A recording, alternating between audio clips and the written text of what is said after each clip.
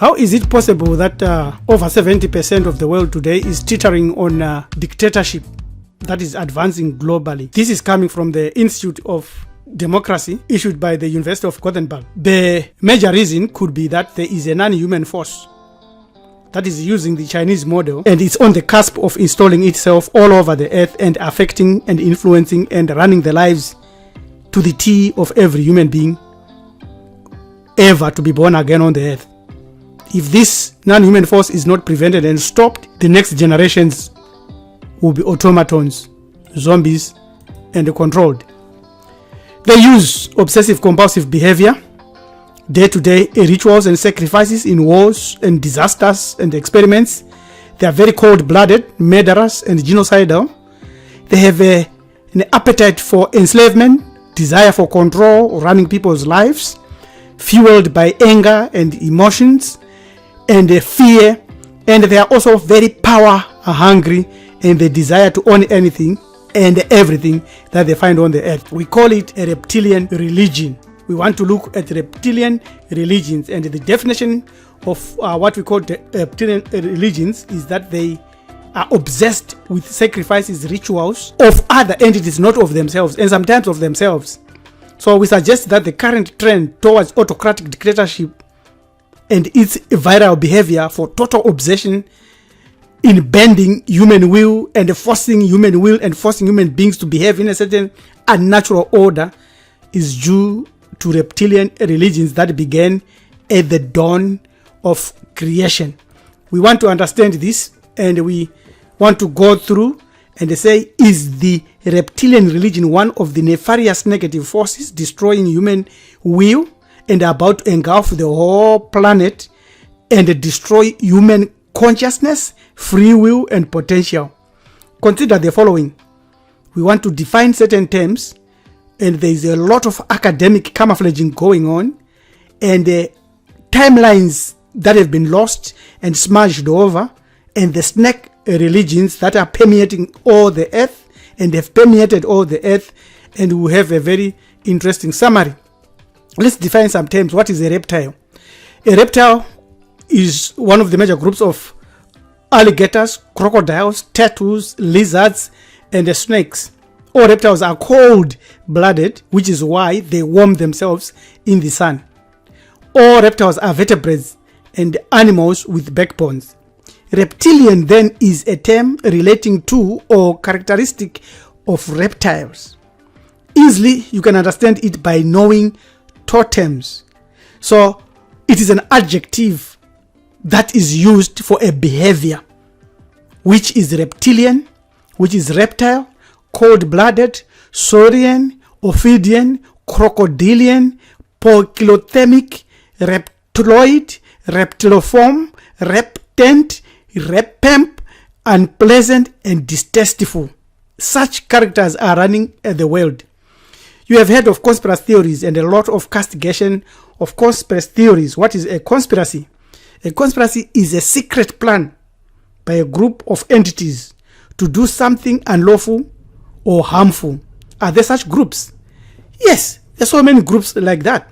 What is a theory? A theory is a careful, thought out explanation for observations of the natural world that has been constructed using the scientific method and which brings together many facts and hypotheses. Therefore, our answer to the question, are there worldwide think tanks that secretly lobby governments and other institutions to enact policies that advance their secretive goals? Yes. So conspiracy theories, which are often treated dismissively as ravings of deranged paranoiacs, they are by nature what is happening on earth today. You have to think and go deeper. Let's look at academic camouflage. Distinguished scientists today have thrown doubt on the other complex aspect of the triune brain. They now say they no longer think humans have a reptilian brain or something like that, but that evolution only modify existing structures. So they reinterpret everything as natural behavior. Yet despite that, our so-called advancement or civilization is full of shocking violence, genocide, and the best snake reptilian animal type behavior that dominates it. Why? Because in their explanation, these experts, they dismiss the spiritual dimension from which entities, hybrids, reptilian type of humans or species have percolated into the earth, and through systems like religions have influenced the behavior and the pattern and the spirit of humanity. So let's look at timelines, because we need to define religion first, and to go on to define the oldest religion, and to prove that the oldest religion is actually battling against a reptilian type of religion. A religion is the worship and the belief of a supernatural controlling power, especially a personal deity or god or gods, and it follows set rituals and practices. The meaning of religion, therefore, and its etymology is to tie, to lock, to connect, to bind, and to connect. Thus, through faith, belief, divine service, worship, creed, teaching, doctrine, theology, sect, cult, religious group, religious leader, faith, community, church, or denomination, you become connected or linked or owned by a divinity. That's all that is to do with religion as well as spirituality. So, do you belong to the oldest religion? If so, is it free from the religions of the reptilians? We want to find the answer to that by knowing which is the oldest religion.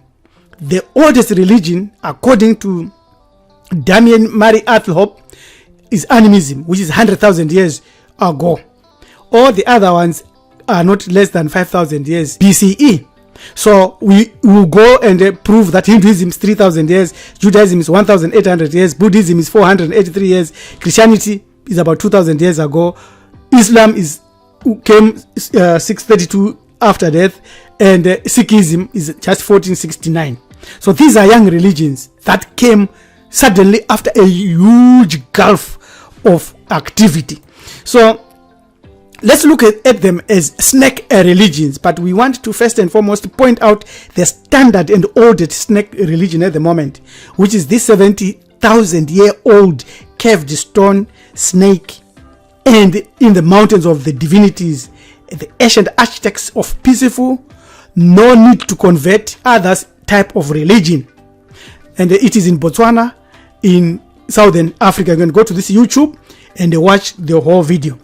Just across to the north east of Botswana, there is the Kasambabeza River, and also the Nyami Nyami, which is the snake. Same. So you see, that is where all these things are connected. So there is a dual aspect of the reptilian religion. There is the good aspect and the evil aspect. And in ancient times, the good aspect dominated, but eventually the evil aspect has come on board and taken over. You can see here clearly that Runyute is the goddess of money and wealth, being worshipped by an ancient African. And this is Apopaipa, who is the evil one, the evil force. And the Apopaipa is being slaughtered. That's why you have to keep cats and understand what they do in your life. So the serpent god Apopaipa, who is regarded as the enemy of order or Mahati or Ubuntu, is seen here and shown here. Is god of disorder. Then we know that the reptilian religion, the original, the serpentine symbology represented good and evil, blessings and cursings, life and death, wisdom and ignorance, freedom and bondage, chaos and order. There are great lessons you need to learn from that. That you have got the power and you have got the authority to vanquish either the good aspect or the evil aspect. You can slay the serpent and continue to slay it until the day you leave the earth. You have got that power. So as we consider these other snake religions, let us look at their timelines and prove that they are very young religions that came yesterday. So we go to the serpent religion that you find in the Bible or in the Torah. It was borrowed from ancient Hamit, because the Hebrew word rendered serpent in Genesis 3:1 is nakash, from the root nakash, to shine. And it means the shining one. And this shining one is a human being, is not a snake. This is the shining one, who is Jirahuti, the bringer of wisdom. There is a secret and a secret gospel called the testimony of truth that represents the serpent who tempted Adam and Eve as benevolent, and the God who punished them as a manipulative, jealous God. He says he's a God of jealousy. Anyway, so when you look at the copies of original reptilian religions, you find that they tell you a lot of Johnny came late philosophies that brings a lot of negativity. So it says a snake was hanged by Moses in serpent, so too Jesus. So Christians do not know that they are worshipping this serpent, which came from ancient Hamit. And it came 1,400 years BCE. And we have an old one, 70,000 years BCE. All these other ones came late. So the serpent shows the way to the hidden things, shows wisdom, shows understanding, shows interdimensional awareness inside of your body, inside of you, not elsewhere. So some positive depictions that include the serpent are the dragon in China, which is symbolized as life and fertility. And also in ancient Hamit, the serpent represented the life and the renewal with its ability to shed its skin and reveal new life or new one. But the Chinese dragon is very, very young. It came 2,000 years BCE, while ours is 70,000 BCE. Far, far much older. There is a purpose and a reason why we are highlighting this. This is where you have to go and throw away in the garbage bin all the new ones that came yesterday. Now, when you look at the reptilians in Southern America and the snake or reptilian religions, for those unfamiliar with the reptilians, because they disguise themselves through many means, which includes ancient gods, like in ancient Greece, and they find a prime opportunity to play as gods or God.